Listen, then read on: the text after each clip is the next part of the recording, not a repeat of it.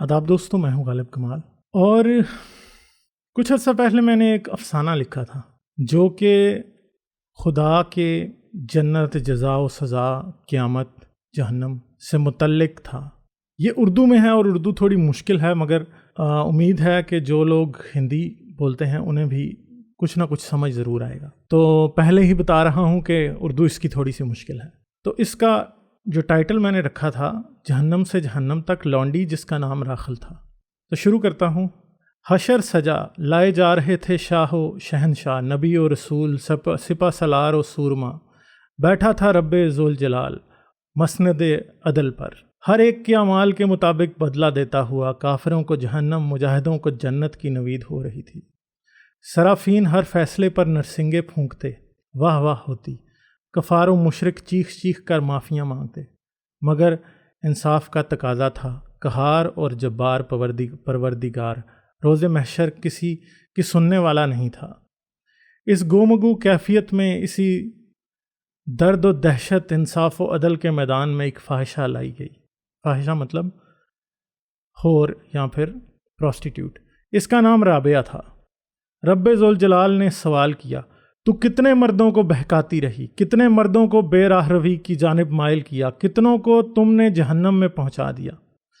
وہ کانپ رہی تھی، پسینے سے شرابور۔ رب چلایا، بول بدکار عورت، کیا تیرے گناہ تجھے یاد نہیں؟ وہ پھر بھی خاموش تھی۔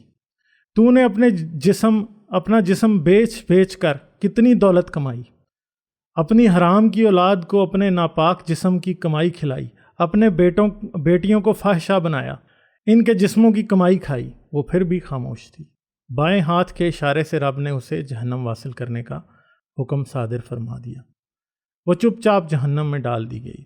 صرافین اس کو بالوں سے گھسیٹتے جہنم کی جانب لے جا رہے تھے، اور وہ سوچ رہی تھی کہ کیسا رب ہے، خود ہی طوائف کے گھر پیدا کیا اور توقعات سید زادیوں والی رکھتا ہے۔ سردیوں کے جاڑے میں جس کے پاس تن ڈھانپنے کو کپڑے نہ ہوں، وہ شرم و حیا کہاں سے لائے؟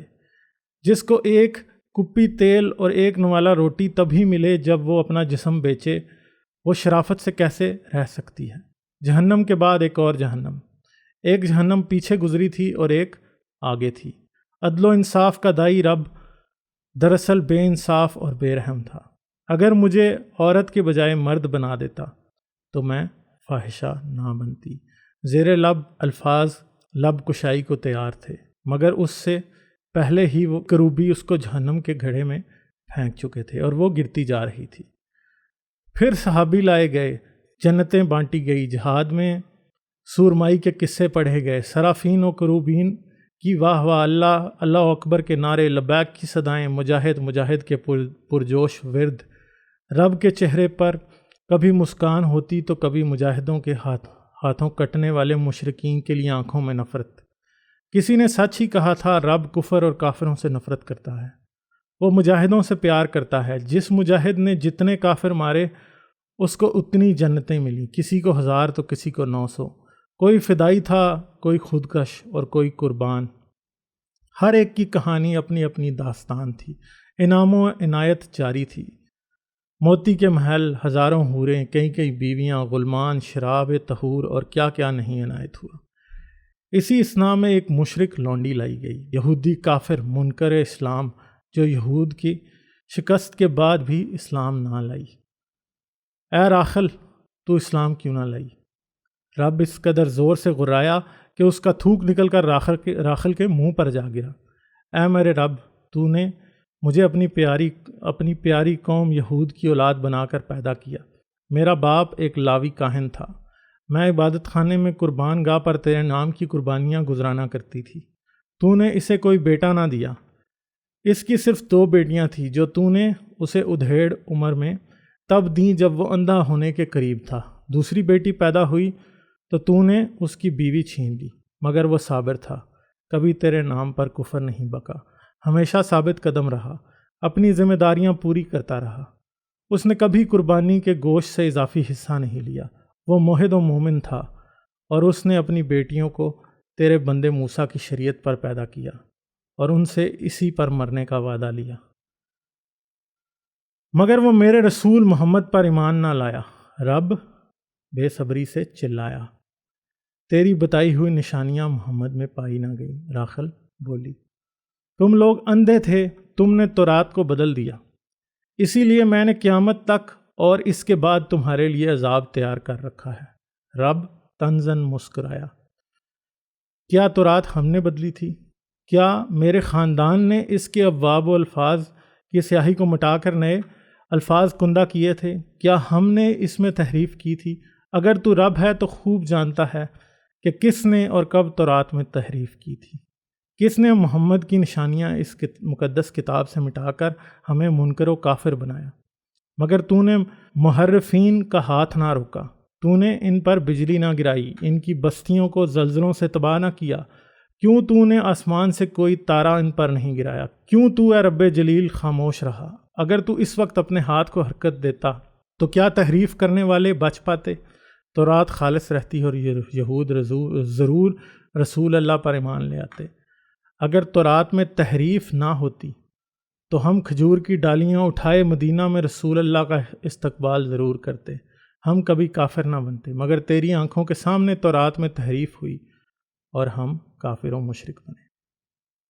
ایک فرشتے نے راخل کے منہ پر تماچا مارا، تو خالق کائنات سے زبان لڑاتی ہے، جو کچھ ہوا اس کی مرضی کے مطابق ہوا، تم یہودی قابل نفرت اور سزا کے حقدار ہو۔ انبیاء کی جماعت کے چہروں پر ایک رنگ آ رہا تھا، دوسرا جا رہا تھا۔ فرشتے غصے سے تلملا رہے تھے، مجاہد اس مشرکہ کی جان لینے کے لیے پر تول رہے تھے۔ راخل نے مزید لب کشائی کی، ہم نے اپنی نیک نیتی اور خوش دلی سے اپنے اجداد کے راستے پر چلنا مناسب سمجھا، کیونکہ ہم سمجھتے تھے کہ تورات تیری سچی کتاب ہے، تو قادر مطلق رب ہے اور تو کبھی بھی اپنے سچے کلام میں تحریف نہیں ہونے دے گا۔ تو ہم جان بوجھ کر کبھی نہیں بھٹکائے گئے، اور تو سیدھی رات دکھاتا ہے، گمراہ نہیں کرتا۔ قریب کھڑے فرشتے نے کہا، راہ حق مدینہ منورہ میں تیری آنکھوں کے سامنے تھی، تو مسلمانوں کی لونڈی بن کر بھی کفر پر ہی رہی۔ صوم و صلات تیرے سامنے ہو رہی تھی، روزے تیرے سامنے رکھے جاتے تھے، دن رات قرآن پاک کی تلاوت ہوتی تھی، مگر تو ایمان نہ لائی۔ جب قرآن پڑھا جاتا تو میں زبور پڑھتی، میں ابراہیم، اسحاق اور یعقوب کے خدا کو یاد کرتی، میں ان کی شریعت کو یاد کرتی، میں اپنی قوم کے گناہوں کی معافی مانگتی، جن کے باعث یہوہ نے ہمیں غیر قوم کے ہاتھوں سیر کر دیا۔ راخل رکت آمیز ہو کر بولی، جب میں میدان جنگ سے لائی گئی، جب میرا مومن باپ میری آنکھوں کے سامنے قتل ہوا، جب میری بہن کا چوغا میری آنکھوں کے سامنے پھاڑ کر اس کو تپتی ریت میں بے آبرو کیا گیا، وہ 9 سالہ بچی درد سے چلاتی رہی، مگر مجاہد نہیں رکا۔ پھر 3 دن بعد وہ ایک گڑھا کھود کر میری معصوم بہن کی بے کفن لاش کو دفنا رہا تھا۔ دربار الہی میں سناٹا چھا گیا۔ میں کنواری تھی، جس خدا کے بندے کو مال غنیمت کے طور پر دی گئی، وہ مجھے اپنے خیمے میں لے آیا۔ 3 دن سے بھوکی تھی، مگر اس نے میرا لباس اتارا اور مجھ پر سوار ہو گیا۔ میں درد سے چلائی، اس سے رکنے کی منت کی، مگر وہ نہ رکا۔ جب وہ اپنے کام سے فارغ ہوا تو میری رانوں کے درمیان خون دیکھ کر میں بے ہوش ہو گئی۔ دوسرے مجاہد اس سے میری مانگ کرنے لگے۔ بالآخر 40 چاندی کی اشرفیوں کے بدلے اس نے ایک اور مجاہد کو میرا استعمال کرنے کی اجازت دی۔ وہ آیا، میں درد سے تڑپتی رہی، مگر اب میں چلانا بھی بھول گئی تھی۔ جتنے دن لشکر وہاں خیمہ زن رہا، آئے روز نئے نئے مجاہد میرا استعمال کرتے رہے۔ جب لشکر روانہ ہوا تو مجاہد نے اپنے گھوڑے کی کاٹھی کے ساتھ رسی باندھ کر مجھے ساتھ ساتھ چلانا شروع کر دیا۔ چند دن بعد میں مدینے پہنچی۔ راخل نے ایک ٹھنڈی آہ بھری اور بولی، مدینے آتے ہی نئے مالک کے ہاتھ بیچی گئی۔ مالک کی بیوی ادھیڑ عمر تھی، وہ میرے حسن سے جلنے لگی۔ وہ مجھے دن رات کام میں مصروف رکھتی، رات کو میں مالک کے پاؤں دباتی اور بستر گرم کرتی۔ میرا مالک مجھے پسند کرتا تھا۔ اس نے مجھے حکم دیا کہ اگر باہر جاؤں تو چہرے پر پردہ ڈال لیا کروں، تاکہ مجھے لونڈی سمجھ کر زد و کوب نہ کیا جائے۔ مگر صحابی رسول نے مجھے پردہ کرتے دیکھ لیا اور مجھے چھڑی سے مارا اور مجھے آزاد عورتوں کی مشابہت اختیار کرنے سے منع فرمایا۔ صحابی رسول نے میرے مالک کو مجھے پردہ کروانے سے سختی سے منع کر دیا۔ میں بھی باقی لونڈیوں کی طرح مدینے کی گلیوں میں نیم برہنہ پھرنے لگی۔ آتے جاتے نوجوان میرے پستانوں کو گھورتے، کئی بار مجھے ٹٹول لیتے، مدینے کا ایک طاقتور شخص اکثر مجھے اپنے حجرے میں لے جاتا اور مجھ سے لطف اندوز ہوتا۔ جنسی عمل ہمیشہ میرے لیے تکلیف دہ تھا، میں کبھی اس سے لطف اندوز نہیں ہو پائی، ہمیشہ تکلیف ہوتی تھی۔ میرا بڈھا مالک مر گیا اور میں اس کے جوان بیٹے کی ملکیت بنی، اس سے بھی میں کبھی بھی جنسی طور پر آسودہ نہ ہو سکی۔ اس طرح زندگی گزرتی گئی۔ ایک نوجوان مجھے پسند کرتا تھا اور مجھ سے محبت کرنے لگا۔ میرے مالک کو میرے دام دے کر خریدنا چاہتا تھا، مگر کبھی اتنے پیسے جٹا نہ پایا۔ میں بھی اس سے محبت کرنے لگی۔ ایک دن مدینے سے بھاگ کھڑے ہوئے، مگر زیادہ دور نہ گئے تھے کہ پکڑے گئے۔ میرے مالک اور اس کے ساتھیوں نے میرے محبوب کو میری آنکھوں کے سامنے قتل کیا اور گھاٹی میں پھینک دیا۔ اس کی لاش کتے کھاتے رہے۔ مالک مجھے مدینے واپس لے آیا اور ایک بار پھر بیچ دیا۔ مزید چند سال میں نئے مالک کے بستر کی زینت بنی۔ ہر روز اپنے باپ، اپنی بہن اور اپنے محبوب کو یاد کرتی، رو رو کر آنسو بھی سوکھ گئے۔ ہمیشہ بے اولاد رہی۔ شاید قبل از بلوغت جنسی زیادتی نے مجھے اولاد پیدا کرنے کے قابل ہی نہیں چھوڑا تھا۔ ہر لونڈی ولد بننا چاہتی تھی، مگر میں وہ بھی نہ بن سکی۔ جب میری جوانی ڈھلی تو میں اپنے مالک کے بچے پالتی، جانوروں کی دیکھ بھال کرتی، کنویں سے پانی کی مشکیزیں بھر کر لاتی۔ چھت سے گر کر میری ٹانگ ٹوٹ گئی۔ مالک کے غلام مجھے اٹھا کر گھر لائے۔ زخم میں زہر پیدا ہو گیا۔ مالج کے کہنے پر میری ٹانگ کاٹ دی گئی۔ کئی دن بخار میں تڑپتی رہی، رب سے موت کی دعا مانگتی رہی، مگر دعا پوری نہ ہوئی۔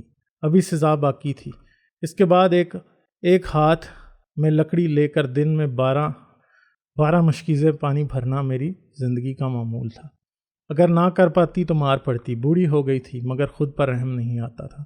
رحم ان لڑکیوں پر آتا تھا جو نئی لونڈیاں بنی تھی، جنہوں نے زندگی گزارنی تھی۔ میری زندگی تو کٹ چکی تھی۔ مدینے کی گلیوں میں سپہ سالار اسلام کے گھوڑے کے سموں کے نیچے آئی تو میری خلاصی ہوئی۔ میں ساری رات بیچ چوراہے کے تڑپتی رہی۔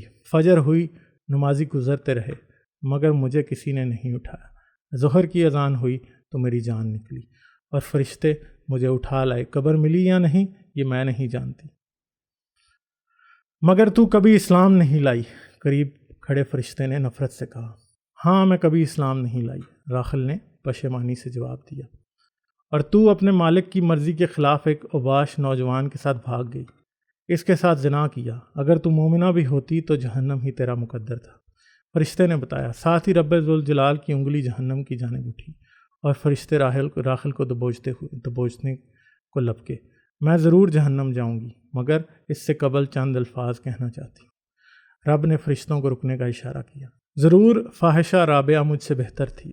وہ غربت کی ماری عورت اپنا جسم اپنی مرضی کے مطابق اپنی مرضی کی قیمت پر بیچ سکتی تھی، مگر میں ایسا بھی نہیں کر سکی۔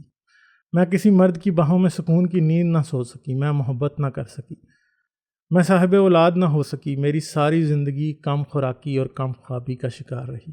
میں ایک آلہ تھی، ہوس کی تکمیل کا آلہ۔ انسان نہ تھی کیونکہ انسانوں کی آزاد مرضی ہوتی ہے۔ میں عورت بھی نہ تھی کیونکہ عورت کی عزت ہوتی ہے۔ میں حیوان بھی نہ تھی کیونکہ ان کو لوگ وقت پر چارہ ڈالتے ہیں۔ میں حسرت اور تکلیف کی ایک تصویر تھی۔ سن بلوغت سے قبل ہی شہوت کا شکار ہوئی۔ مجھ سے کسی مرد نے محبت نہ کی، مجھے اولاد نہ ہوئی تو اولاد کی محبت سے بھی محروم رہی۔ شفیق باپ کی موت آنکھوں کے سامنے ہوئی۔ مظلوم بہن کی آہیں اور چیخیں سنتی رہی، مگر بے بس تھی۔ مگر خدا سب کچھ کر سکتا تھا، خدا قادر مطلق تھا، پر افسوس وہ میرے ساتھ نہیں، میرے خلاف تھا۔ اس کے احکام کے مطابق میں مال غنیمت تھی۔ میری اوقات دوران جہاد لوٹے ہوئے کسی غالیچے یا قالین سے بھی کم تھی، کیونکہ انہیں سنبھال کر رکھا جاتا ہے، مگر لونڈیوں کو شہروں کی گلیوں میں بھٹکنے اور لٹنے کے لیے چھوڑ دیا جاتا ہے۔ عزت نفس کیا ہوتی ہے، یہ غلاموں اور لونڈیوں سے پوچھا جائے، کیونکہ یہ الفاظ ان کی روح حسرت میں شامل ہوتے ہیں۔ آزادی کیا ہوتی ہے، اس کی قیمت لونڈی سے بہتر کوئی نہیں جانتا۔ لونڈی اپنی مرضی سے سوتی نہیں، لونڈی اپنی مرضی سے جاگتی نہیں، لونڈی اپنی مرضی سے کھاتی نہیں، لونڈی کو ہفتے میں 2 چھٹیاں نہیں ملتی، لونڈی کو عید پر نئے کپڑے نہیں ملتے۔ لونڈی کی فرہنگ میں جناب الرضا اور جناب الجبر کے الفاظ نہیں ہوتے، کیونکہ لونڈی کی کوئی رضا نہیں ہوتی۔ لونڈی یا غلام انسانوں کے بجائے انسانوں کے خول ہوتے ہیں، جن کو خدا نے مال غنیمت بننے کے لیے پیدا کیا، جن کو مومنین کی لطافت کے لیے مجبور و قید کیا۔ چنگیز خان بھی لونڈیاں اور غلام رکھتا تھا، کیسر و کسریٰ بھی لونڈیاں اور غلام رکھتے تھے۔